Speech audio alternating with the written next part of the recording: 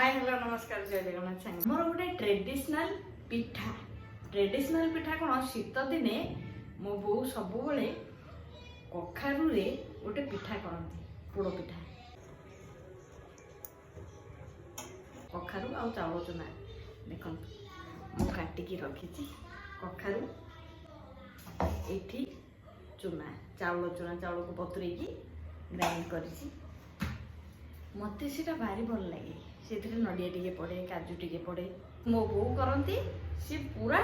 निया देकी पूरा माने काठ जला हेबो बाबा ताकू कदली पत्र रे ढाकिबे ता ऊपर निया दिया हेबो पूरा गोटे साइड पूरा क्रिस्पी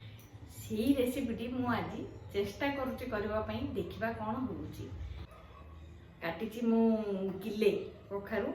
अल्प टिके पानी देकी याको बसेलबा काइना कखारू पानी बाहरे लुण देकी प्रेसर रे सीटी मारदबा देखो मु पानी दे दीची टिके लुण पकेदबा लुण बेसी पानी दे पानिया ही जीवो तेणु कम पानी ही देची याको प्रेसर बंद करदबा गैस रे चढ़ी दबा ये दे ही जेची से हुइसिल फास्ट से काढी दबा तो पूरा बढ़िया से हिजे याको हम एठी ट्रांसफर कर दबा पूरा सिझी जाइए मुझे अदा काटिकी रखी देखो पूरा फाइन चॉप करके पकईदबा ठंडा पे छाड़दबा देखो आम बेटर पूरा ठंडा हो गलानी मुझे फेंटी देली ये अल्प अल्प चाउल चूना पकेवा आउ फेंटा चीनी पकईदबा देखो 250 ग्राम चीनी पकई गोलमरीच पकईले तार बास्ना बढ़िया आसे तो नड़िया को बड़ साइज रे करा हेची देबा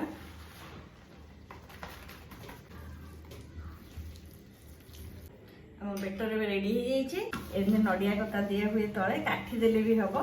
देखो तो नड़िया कता पकाई हेची एबे मु इथरे पानी ढालुची नड़िया कता पूरा बुड़ीवा पर्यंत पानी देबे गोटे गोटे लेयर खली दिया हबो या पत्र दिया हबो एइथरे ट्रांसफर करदा देखंतु याको हम ट्रांसफर कर देइछु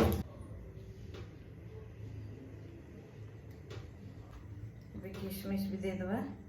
कोन गोटे पत्र पके दबा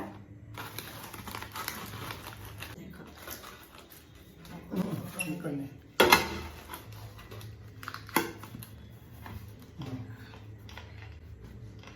ये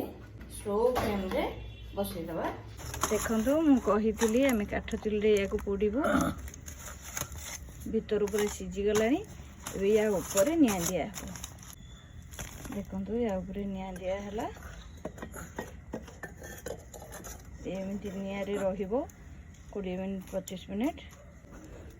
देखो पिठा ऊपर केंदी निआ जला होची ई निआरे से पिठा पूरा पोड़ीबो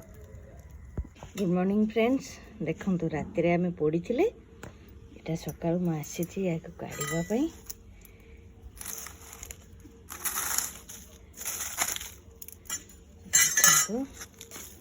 पत्र तो भल से पोड़ी जाई छी देखम तो पिठा पूरा बढ़िया से ही जाई छी देखिले ना पोड़ पिठा जेमिति हमरो छना पोड़ तयारी हुए सेही टाइप रो ही छी आमे या कखारू आ चाउल चूना करूँ आपण मैंने करी थरे टेस्ट करंतु टिके टाइम लागिबो किंतु टेस्ट भी बहुत बढ़िया यार रोची जय जगन्नाथ।